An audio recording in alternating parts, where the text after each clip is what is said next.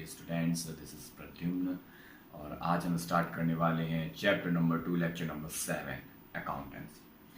Students, आज हम सीखने वाले हैं अकाउंटिंग, ठीक है ना, टर्मिनोलॉजी। हमें जो अब हम धीरे धीरे अकाउंटेंसी न्यूमेरिकल क्वेश्चंस की तरफ जा रहे हैं, लेकिन उससे पहले हमें जो अकाउंटेंसी टर्म्स हैं यानी कि जो वर्ड्स आते हैं उनके बारे में भी जानना बहुत ज़रूरी है, ठीक है ना स्टूडेंट्स। तो याद रखिएगा, आज से आपकी बहुत मोस्ट इंपॉर्टेंट क्लास स्टार्ट होने वाली है, तो आज से आप किसी भी टाइप का नोट्स और अपने लेक्चर को मिस नहीं करेंगे, ओके स्टूडेंट्स, अदरवाइज आपके न्यूमेरिकल्स वीक होते चले जाएंगे। तो हम फर्स्ट पॉइंट पर बात करते हैं अकाउंट्स, ओके। तो अकाउंट की जब हम बात करेंगे यहाँ पर, तो हमने बहुत सुना होगा कि जब भाई आप कॉमर्स में होते हैं तो क्या होता है, कोई पर्सनल इंडिविजुअल नेम है जैसे Ram's account, furniture account, etc etc etc, बहुत सारे हम अकाउंट्स प्रिपेयर करते चले जाते हैं। सबसे पहले समझेंगे अकाउंट। अकाउंट्स हम हर उन चीज का प्रिपेयर करते हैं, चाहे वो असेट हो, चाहे वो लाइबिलिटी हो, चाहे आपकी वो इनकम हो, चाहे आपके वो एक्सपेंडिचर्स हो, या फिर कोई इंडिविजुअल पर्सन, ओके स्टूडेंट्स। अब हम बात करते हैं आखिर ये अकाउंट हम मेंटेन कैसे करते हैं। तो अकाउंट में स्टूडेंट्स टू साइड्स होते हैं, ठीक है ना।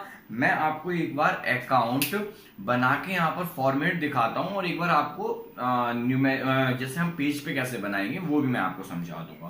तो सबसे पहले देखिए स्टूडेंट्स, अकाउंट की जब हम बात करते हैं तो हमेशा हमारा ये मान लो पेज हुआ, हम अपने पेज को टू पार्ट्स में डिवाइड कर लेते हैं, ओके। देखिए ये टी बन गई मेरी, है ना, तभी हम बोलते हैं उसको टी शेप्ड अकाउंट। ये टी बन गई मेरी, और फिर हमने ये एक कॉलम बनाया किसका, अमाउंट का, ओके, अमाउंट। फिर हमने एक और कॉलम बना दिया, ये कॉलम हो गया हमारा जेएफ। हम इस टर्म को भी समझेंगे, जनरल फोलियो, ठीक है ना। इसके बाद हमने ये एक कॉलम बनाया, ये हुआ डेट का, ओके। तो ये हमारा राइट साइड कंप्लीट हुआ, ओके स्टूडेंट्स। अब आते हैं हम लेफ्ट साइड पे, सेम यही वर्क हमें लेफ्ट साइड पे भी करना है।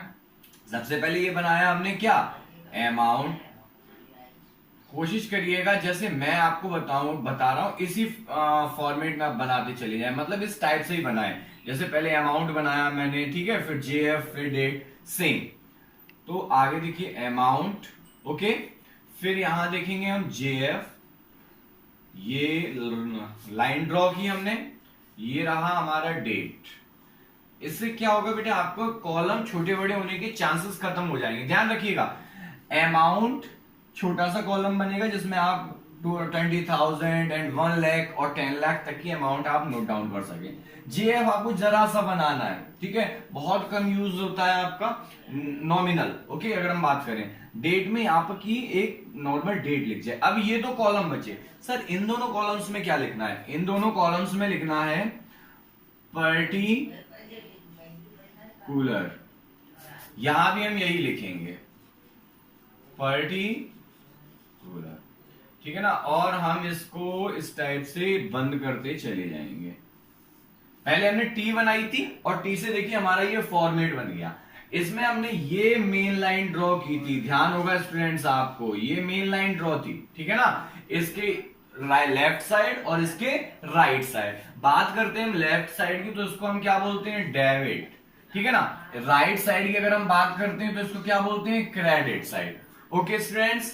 तो इस फॉर्मेट से अकाउंट्स को प्रिपेयर करेंगे, ओके स्टूडेंट्स। तो आई होप आपको अकाउंट्स यहाँ पर समझ आया होगा टर्म।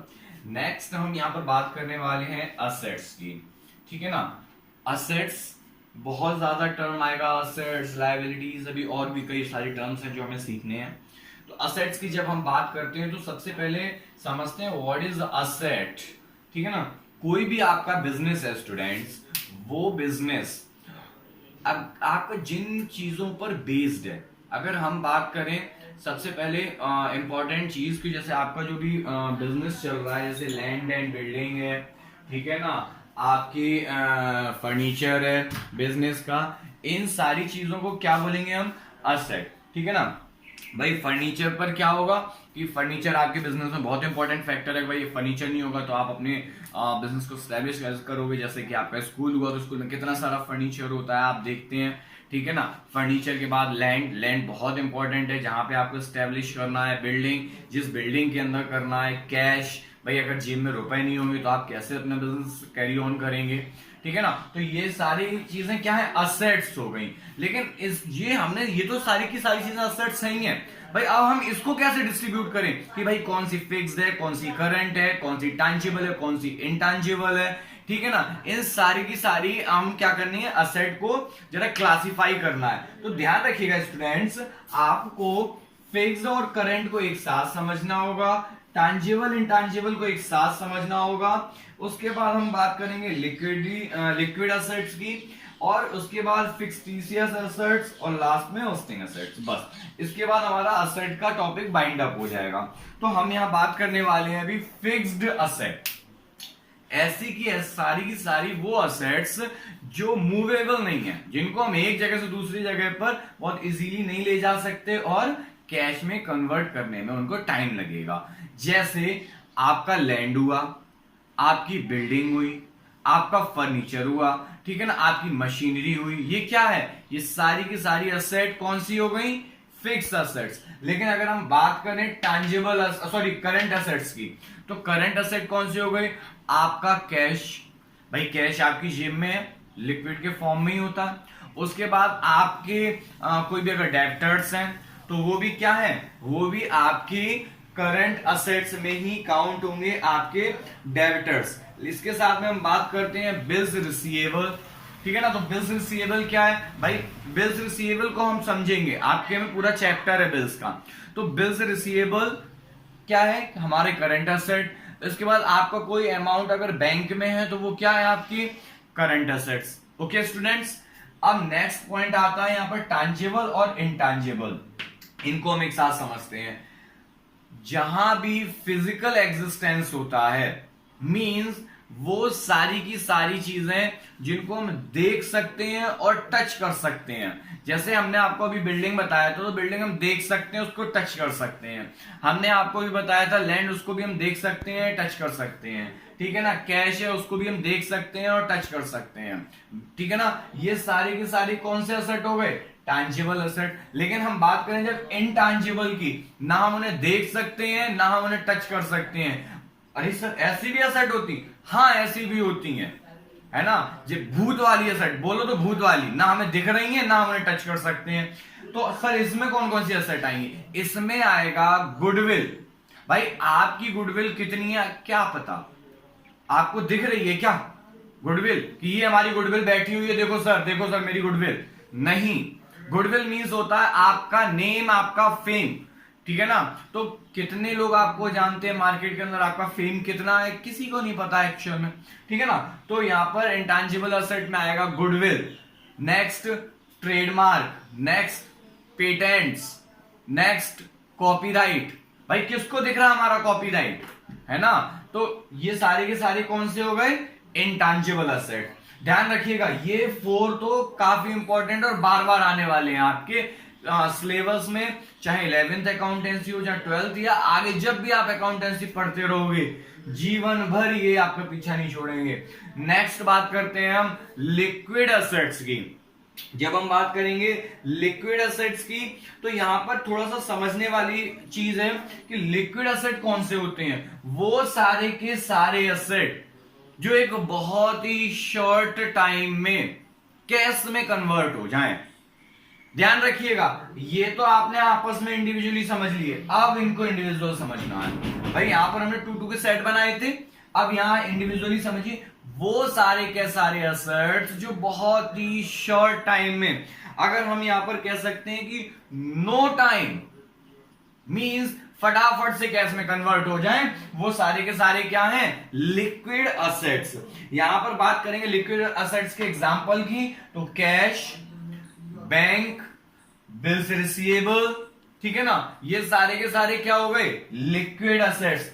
अच्छा बिल्स रिसीवेबल बार बार मैं टर्म यूज कर रहा हूं बट आपको पता नहीं है, लेकिन मैं फिर भी आपको थोड़ा आइडिया दे रहा हूं कि बिल्स रिसीवेबल क्या चीज होती है और कैसे वर्क करती है। बिल्स रिसीवेबल, आपने सपोज दैट किसी पर्सन से, एक्स पर्सन से गुड्स परचेज किया, ठीक है ना। आपने उसके बाद रॉ मटेरियल से अपना मटेरियल तैयार किया प्रोडक्ट और वाई को सेल करने चले गए, ठीक है ना। अब बाई जब आप सेल करोगे और बाई के पास पैसा नहीं होगा, ठीक है ना। अब यहां देखो मैं बिल्स पेबल भी कवर कर लेता हूं साथ में। आपने एक्स से गुड्स परचेज किया, आपके पास पैसा नहीं था, ठीक है ना, तो आपने क्या किया, बिल लिख के एक्स को दे दिया कि मैं इस डेट में इतनी अमाउंट आपकी रिटर्न कर दूंगा, ठीक है ना। तो अब यहां पर जो बिल आपने एक्स के लिए लिखा है वहां तो आपको पेमेंट करना है ना, कि आप 1 महीने बाद 2 महीने बाद आप पेमेंट कर देंगे, ठीक है ना। ऐसा नहीं होगा कि 10 साल का बिल लिख दिया जाए, नहीं, ध्यान रखिएगा। तो बिल आपने लिख दिया कि हम आपको पेमेंट करेंगे, इट्स कॉल्ड बिल्स पेबल। बहुत शॉर्ट में मैं समझा रहा हूं आपको इजीली। और वाई जिसको आपने गुड्स सेल किया उससे तो हमें पैसे लेने थे भाई, उसने भी हमारे साथ यही कलाकारी कर दी कि सर मैं 2 महीने बाद आपको पेमेंट करूंगा, ठीक है ना। तो it's call bills receivable. Okay students, I hope ये समझ आए होंगे दोनों टर्म्स आपको। नेक्स्ट पॉइंट है फिक्टिशियस असेट्स। यहां पर थोड़ा समझने की बात आती है कि वो सारे के सारे एक्सपेंस जो आपको पूरे बिजनेस में एक बार करने पड़ते हैं। सर ऐसे बिजनेस एक्सपेंस होते हैं जो एक बार करने हैं? हाँ बिल्कुल, जिन पर बिजनेस काफी हद तक डिपेंडेंट हो जाता है, इसलिए हम उनको बोलते हैं फिक्टिशियस असेट्स। जैसे हम यहां बात करने वाले हैं प्रिलिमिनरी एक्सपेंसेस। प्रिलिमिनरी एक्सपेंस वो एक्सपेंस होते हैं जब हमने बिजनेस अपना स्टार्ट किया, अपनी कंपनी स्टार्ट की, तो उसको स्टार्ट करने के लिए जो हम अपने एक्सपेंडिचर्स करते हैं, मींस अगर हम उसको हिंदी की टर्मिनोलॉजी में यूज करें तो प्रारंभिक खर्चे, यानी कि बिजनेस स्टार्ट करने के लिए जो नेसेसरी एक्सपेंस थे, जो केवल बिजनेस स्टार्ट करने के लिए करने थे, उसके बाद अब लाइफ में कभी नहीं करने, ठीक है, वो बोले जाएंगे प्रिलिमिनरी एक्सपेंसेस। और ये कहां आएंगे? फिक्टिशियस असेट्स में। अब इनको हम एसेट्स में क्यों लिखते हैं? इसलिए लिखते हैं बेटा क्योंकि अगर हम ये खर्चे नहीं करते तो हम आगे इन फ्यूचर में अपने बिजनेस को कंटिन्यू नहीं कर पाते। ओके, इसमें और एग्जांपल एक दो हम देख लेते हैं। जैसे डिवेंचर इश्यू ऑन डिस्काउंट। आपने डिवेंचर इश्यू किए डिस्काउंट पर। आप डिवेंचर इश्यू रोज रोज नहीं करेंगे। डिवेंचर अफसर, डिवेंचर क्या होता ये भी हम समझेंगे, डोंट वरी, ठीक है ना। इसको भी बहुत अच्छे से हम समझने वाले हैं। नेक्स्ट, हमने शेयर्स इश्यू कर दिए डिस्काउंट पर, ठीक है ना, ये भी हमारी फिक्टिशियस एसेट्स है। सर अब ये शेयर क्या बीमारी है, सुने तो बहुत है पर समझ कुछ नहीं आता, ये भी समझाऊंगा बेटे मैं, ठीक है ना, कोई दिक्कत की बात नहीं। आगे इन्वेस्टिंग एसेट्स की जब हम बात करेंगे तो यहां पर हमें थोड़ा सा ध्यान देना है। यहां पर वो सारे के सारे असेट, या फिर हम बात करें जैसे फॉर एग्जांपल माइंस, या फिर जो हमारे तेल के कुएं आपने सुने होंगे ईरान में बहुत हैं, ठीक है ना, तो ये क्या है, टाइम के साथ धीरे धीरे धीरे धीरे डिक्रीज होते चले जाते हैं, ठीक है ना, ये डिक्रीज होंगे, आप रोक नहीं सकते, ठीक है, माइनिंग हो रही है वहां डिक्रीज होगी धीरे धीरे, आप रोक नहीं सकते। तो ये असेट्स कौन से बोले जाएंगे? इन्वेस्टिंग असेट्स, ठीक है ना। अगर हम अब आगे नेक्स्ट पॉइंट है हमारा लायबिलिटी का, हम इस पर बात करने वाले हैं, लायबिलिटीज। जैसे असेट था सेम रिवर्स लायबिलिटी, इसीलिए मैंने आमने सामने लिख दिया, इनकी टक्कर करा दी। असेट में क्या था, आपको भाई आपका पैसा आपके पास, या पैसा मिलने के चांस, या पैसा आने, ये सारे क्या हुए? असेट। सेम अपोजिट यहां पे आपके खर्चे जिससे कनेक्टेड होंगे, जहां पे आपको पेमेंट करने होंगे, ये सब क्या हो गए? हमारे लायबिलिटीज। लायबिलिटीज में क्या क्या आ जाता है? बिल्स पेबल आ जाते हैं, क्रेडिटर्स आ जाते हैं, लोन्स आ जाते हैं, ठीक है ना, ये सारी की सारी चीजें क्या है? हमारी लायबिलिटी। क्यों? क्योंकि हमें आज नहीं तो कल इनको पे तो करना पड़ेगा भाई, ठीक है ना। तो दीज आर लायबिलिटीज। हम बात करते हैं यहां नंबर 1, फिक्स्ड लायबिलिटीज।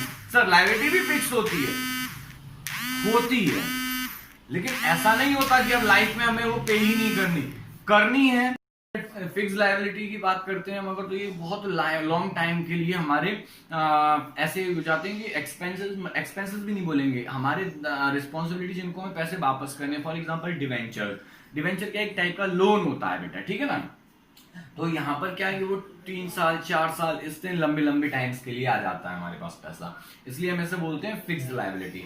बात करते हैं हम करंट लायबिलिटी। करंट लायबिलिटी वो एक्सपेंसेस होते हैं जिनको हमें क्या करना है, जल्दी ही पे करना होता है, जैसे बिल्स पेबल, ठीक है ना। हमने अगर बिल्स पेबल की बात की तो क्या है, करंट लायबिलिटीज। इसके बाद बैंक ओवरड्राफ्ट। ओवरड्राफ्ट क्या है सर, ये भी हम अभी इसी अगली क्लास में हम समझने वाले हैं, बैंक ओवरड्राफ्ट भी क्या है, ठीक है ना। तो ये क्या है, करंट लायबिलिटीज, जिनको हमें बहुत जल्दी, मींस हम कह सकते हैं विद इन 1 ईयर हमें पे करना पड़ेगा, वो सारे करंट लायबिलिटीज हो गए।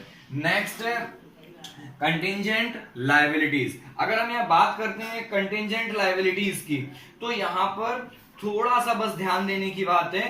Contingent liability which are not liabilities at present but on happening of special contingency.